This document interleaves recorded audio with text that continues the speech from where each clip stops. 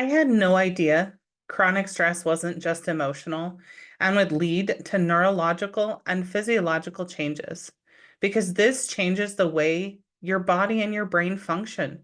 Digestion might slow down or completely alter, your cortisol increases, and you can even experience memory challenges. You see, long-term stress is not just a mindset issue. It's a biological injury, meaning your body responds to a perceived threat the exact same way it does a real threat, which puts your body in fight or flight. And stress comes across as a perceived threat, right? It's that urgency. It's what keeps and puts your nervous system on edge, where maybe you're just like, what's the next thing that's going to happen? It's your body responding to whatever's going on in your life, and especially at work. Because high achievers, we don't just fail because of weakness. We fail because our systems get overloaded. You see, you're not designed to constantly switch from one task to the other. You're not designed to always be on the go and always doing something. Our bodies and our minds need some downtime to recover because burnout is what happens when stress becomes structural. It becomes your normal operating system. So if you're always trying to function in a state of stress, then your body and your mind are going to think, well, this is just normal. But in reality, your body is going to start breaking down. And so we need to understand the biology and the biological changes that happen so we can then figure out and learn how to recover for long-term health. Because how we respond to stress should be different, and we should be able to manage the stress at work, right? It's supposed to be able to work. We're supposed to be able to manage that because stress, which is, let's talk about acute stress to start with. Acute stress is just a short-term stressful event, right? You know there's an end. It's not going to last long. And what happens is the acute stress is supposed to lead to our bodies help us mobilize, and then we jump right back into recovery mode so we can get back to our baseline of functioning. But what really happens is when you have that acute stress moment, your nervous system recognizes something's not right. This is where it sends that signal to your brain, which activates that survival mode. So think about your survival mode. We talk about it all the time, right? Is there fight, flight, or freeze? And there is fawn because your system is designed to make sure you're safe. Safety is our number one priority. And then after we get through that experience, our bodies, we're supposed to re-regulate and come back down to our baseline. So we're in that calm parasympathetic state again.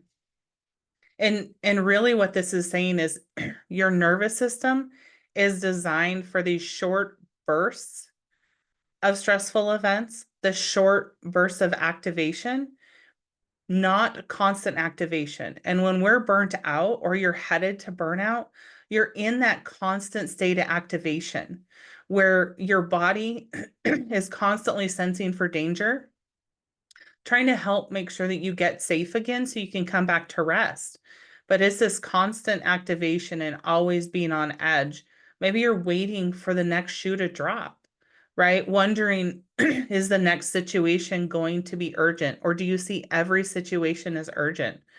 And this is not how we're supposed to function, but it seems to be how the work world is functioning, right? Everything's urgent. I have to have a response now, this instant gratification culture. And this instant gratification culture does not help your stress response because we're designed for the stress cycle to be completed so we hit that reset, right? So to get out of this constant activation, your stress response needs to complete the cycle. And we complete the cycle by doing things that release the stress so that we can come back to a calm state, right? It's not jumping from one situation to the next. It's taking some pauses and doing things that release that stress. And we'll talk about those a little bit later. But think about, as an example, if you've ever watched deer, deer out in the wild, and I know up here in these smaller towns, we sometimes have them in town too. But if you ever watch them, they run when they feel unsafe, right? If they sense a threat, they run. When they believe they are safe, they pause, they scan their environment, and then you can watch their whole body shake from their head to their tail, where they're releasing that stress. And as soon as they've released that, they go back to eating, they go back to doing what they do. Well, your body is designed the same way. It's designed to release that stress so you can get back to that baseline. And most of us don't release that stress. We think we have to keep going all day long, and we have to just get through the whole day, no matter what comes at us, without having moments to reset. And so the modern work world and the stress that comes with it does not allow us to resolve. Our systems can't resolve that, right? And that's because work stress is constant, where there's always tasks to complete, always more projects to focus on. And let's face it, more meetings to attend because everybody wants to have a meeting about everything. And that seems to be a nonstop. There's also this sense, as I mentioned a minute ago, that everything is urgent, that we have to do it now. We have to respond to this message in this email now. And we've lost sight of what a true urgent situation is so that we can function from a calmer state. And right, you might experience where people are always wanting something from you. They're always needing something from you, especially as a leader. Sometimes it seems like maybe they're not thinking for themselves. And so we want to explore that too. But do you also have this sense that you have to work these long hours in order to get everything done? Yet when you go home, you don't feel like you've accomplished what you expected to. That's pretty common when you're functioning in a state of long-term stress that's constant, because this chronic activation then becomes your baseline, where you don't have time to help your nervous system recover because we are treating every situation as urgent. And so, how does this affect our brain, right? Because your brain does change, it is altered when you've been in a state of long-term stress for too long, because your nervous system is constantly on alert. And so when your nervous system is on alert, your prefrontal cortex goes offline, right? The prefrontal cortex, which is where you can reason and problem solve and make decisions and come up with 5 solutions. That's offline because that is not of benefit to your system when you are under chronic stress. And so when that prefrontal cortex goes offline, your emotional center and your amygdala is activated more. So there's more emotion connected to what's going on. And truly, your brain goes down to functioning in your brainstem, which is kind of in the back of your neck. This is your fight or flight, right? That's your survival mechanism. Every other part of your brain function, you have to feel safe and calm for it to truly function optimally. And so when your prefrontal cortex goes offline because you're now functioning out of your emotions and out of your survival mechanism, thinking through possible scenarios in order to make a decision either doesn't happen or it takes too much time, right? It's because stress or your survival mechanism, it's about instinct and it's about surviving. And stress, again, affects us the same way, right? You might experience issues where maybe you just can't focus, where what used to take you 5 minutes now takes you 15 minutes to complete. This is because your system is constantly assessing danger, right? So your focus is not on that task in front of you. It's on what's going on around me in my environment, and am I okay? Am I okay to take this 5 minutes to do this? Memory does change, right? When we're stressed, we can't recall information like we used to. It takes longer to activate that. And then decision making degrades. I hear about decision fatigue all the time, and that's part of burnout is when you're in survival mode, deciding things like what's for dinner isn't about surviving, right? It's just about that, yes, is important to our survival, but it's not a decision that you can think through clearly. Often we will pawn those decisions off on others around us, or we'll just grab what's closest to us. So these parts of your brain do alter and change. So now let's talk about the emotional center, right? The amygdala, where your emotions are centered out of. This reactivity does increase. Your emotions then start to guide your decisions, because if you're so nervous and stressed and your nervous system is activated to keep you safe, all that's coming up is, am I okay? Am I okay? How can I get out of this? And that's what starts to guide your decisions. It is those emotions. You might also find yourself more reactive to people around you than normal. So, for example, I was so reactive when I was in the worst state of burnout that I actually cussed at my supervisor. I'm not proud of it. Looking back, it's something I should not have done, but I could not slow down my response to her. I just reacted, and that's what came out. And so you have to be careful if you're in this long-term stress. You might say things that you don't want to, or that could lead to problems, more problems in the future. You might also be questioning how and what you're doing, right? And that's where my example, my response turned to the explosive response, which is not fun. But when we're perceiving these threats, whether they're real or not, this does replace that strategic thinking, because strategic thinking requires our body to be in a calm state, requires us to be in baseline. Your environment has to feel safe in order for your prefrontal cortex to stay online so you can do the job that you were hired to do. Because when you go from one stressful situation to another, your brain is constantly assessing for those threats, which again is not allowing you to think through these different aspects of those projects you have. And that does lead to emotional regulation becoming very difficult. It takes a lot of effort to do, right? Again, when you're reactive and your survival mode, it is instant response, which means regulating your emotions is not instant. So how does this then affect the body? Let's talk about that for a minute. Because when your brain is functioning in a state of that long-term stress, your body does change how it functions. So when we talk about our parasympathetic system, right, which is where we don't think about things we're doing. We're feeling calm, our body's digesting food as it should, our heartbeat is normal, all of those functions.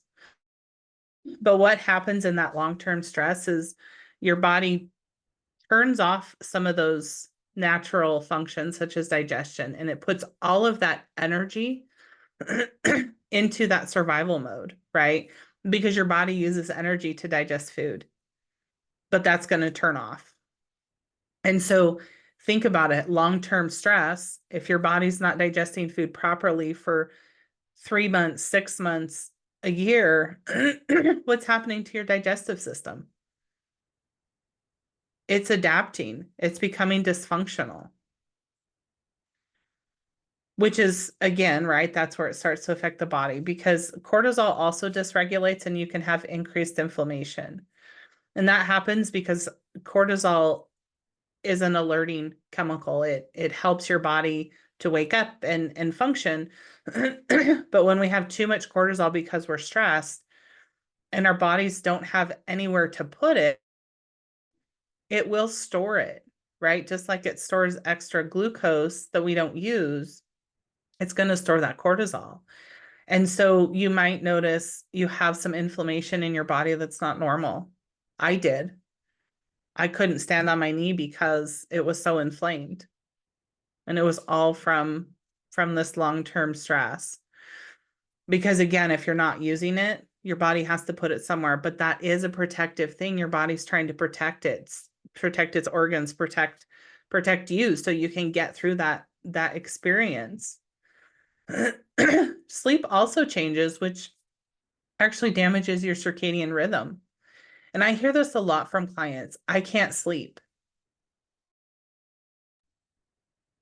They'll say things like, I can't fall asleep, or I wake up all the time, or I'm not sure what's going on. And so we started to explore that, right? And this can be due to several things. It can be due to difficulty turning your mind off. So maybe your mind is constantly racing. Well, we got to talk about how we turn that off so you can get that sleep. Because if you're constantly assessing for threats, your mind is not going to let you sleep. Your body won't, because it doesn't think your environment is safe. I also have a lot of people who attempt to work longer hours, and they'll say things like, I'll sleep when I'm dead. So the first thing we give up is that stress or that sleep when we are stressed. And that's not helpful either, right? That impacts your circadian rhythm, because then your body doesn't know, am I supposed to be awake? Am I supposed to be asleep? It's all sorts of messed up. And so we have to remember that sleep is imperative to your recovery from long-term stress. We have to find ways to reset that and allow your body to recover. And I do have other videos that talk about sleep and the importance of that. Your immune system is also suppressed, and you might become more susceptible to illness. And this is, again, because your body's not functioning properly, and that often leads to illness. And so, as a leader, if you see employees calling out due to illness or doctor's appointments, and they used to never do that, it's probably because they've been in a state of long-term stress for too long. I observed employees I supervised do this multiple times, and I'd question what's going on with that person, or HR would say, Deidre, what's going on with so-and-so? Stress, because they used to never call out. They used to never leave for doctor appointments, or they used to never get sick. So we have to have these conversations about stress and make sure employees are managing their stress, because digestion also changes, right? It becomes dysfunctional, as we've talked about, and your energy reserves just get depleted. Because when digestion is not working properly, people usually go one of two ways because of that chronic stress. They either stress eat and eat too much, and it's usually the foods that will cause more inflammation and problems in the body, or they don't eat at all. And so we have to be cautious of what's going on there, right? Your energy will be depleted because your body, when it's trying to get you through what it perceives as a threatening situation, it puts all its energy into that, which can take more energy than functioning in a calm state. And I will hear this a lot of, I'm struggling to get through the workday. I just want to sleep. Yeah, because your body has used up too much energy for too long. You can also see there might be some hormonal imbalances and metabolic strain, because this physiological dysfunction does put a strain on your hormones, which can lead them to become imbalanced, right? I've seen for women who notice changes in their monthly cycle because it becomes abnormal from what it normally is, and it's usually because of stress. Again, your body can't function normally. Metabolic health will often get worse.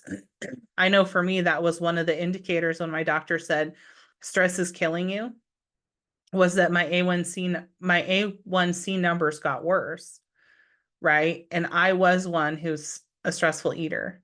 Still working to fix that. But that's really what got me, right? Is I would stress eat, I was not sleeping, my A1C got worse. And again, that's my metabolic health. And now I'm still 7 years later trying to fix that. And I really want to see people not get to that point. And so what does this have to do with high performers? As we've been talking a lot in other videos, high performers or high achievers are often the first ones to burn out. And the reason for this is they don't always notice that they're headed towards burnout, or they're in a burnout state, until it's too late. So even with all these changes to how your brain and body are functioning, you have to notice your own little signs. And I talk about those in other videos. But for high performers or high achievers, output remains high because that's where the focus is, but your internal system is failing. And so it is both an organizational system that fails high performers. It's also an internal system within yourself. There are components there too. And this just comes from attempting to become masters at jumping from one urgent situation to the next, being known as the go-to person. And oftentimes we lose that connection to our body. We lose that connection of what is my body telling me? Because your body's speaking, and we have to listen to it in order to reverse the effects of burnout or hopefully prevent it. We often have normalized symptoms of burnout and we just say, it's just stress. And what I've heard 100 times is, it's normal, I just have to deal with it. Yet I'm here to tell you it is not normal and nobody should be dealing with it. Because discipline tends to mask that depletion. If we're so focused on that dedication, that external dedication to the work we're doing and discipline to get the work done, we're not aware of our own energy internally. And so that dedication masks the energy that's being depleted. So we have to pay attention to the warning signs that often are invisible. So when you get connected to your body, you're going to turn these invisible warning signs into that awareness and they will become visible. Because after ignoring them for too long, your body will collapse. Mine collapsed and almost led to me not being able to work for a long time. Your system cannot function in an overloaded state, and yet that's how we perceive work and how we try to function in life. And we have to be careful of that. We want to be careful that we don't mistake collapse for sudden loss of motivation or caring. Because those are not the problem, right? Burnout is biological. It's not motivational. So yes, your mindset is important, and I had to change mine, and I've helped hundreds of people change theirs. You have to change it, but you also have to focus on other aspects because you can't just mindset your way out of nervous system dysregulation. So yes, while we work on our mindset, we also have to work on restoring that physiological function. Productivity tools don't restore depleted circles. Yes, they help you accomplish tasks, but they don't create capacity to restore your energy and nervous system. You have to have rest and nervous system regulation in order to overcome long-term stress. Because rest is a piece of the reset process, but you also, again, have to re-regulate your emotions and your nervous system and work on that mindset. It's all interconnected, but you can't just do one piece. Recovery must also address the biology first, which means it requires you to focus on healing your body. You have to stay connected to your body so that you can function in a calm state and for the long term. You see, burnout is a capacity injury. It's not a character flaw. It's not about who you are as a person. It's about fixing systems internally and externally. Because burnout does show up in your brain, body, behavior, and your emotions. And I invite you to take the burnout assessment that's linked in the description. This is a powerful tool for diagnosing, gaining insight, and gaining those first action-oriented steps so that you don't have to stay in a state of chronic stress. This assessment shows you where long-term stress is already impacting your nervous system and your performance. Because when we start with assessment, we create that awareness. When we have that awareness, we can start to make change. Because chronic stress isn't just a mindset issue. It is a biological one. And you don't need more willpower. You need recovery at the system level. So start with the assessment because your nervous system runs your life, whether you manage it or not.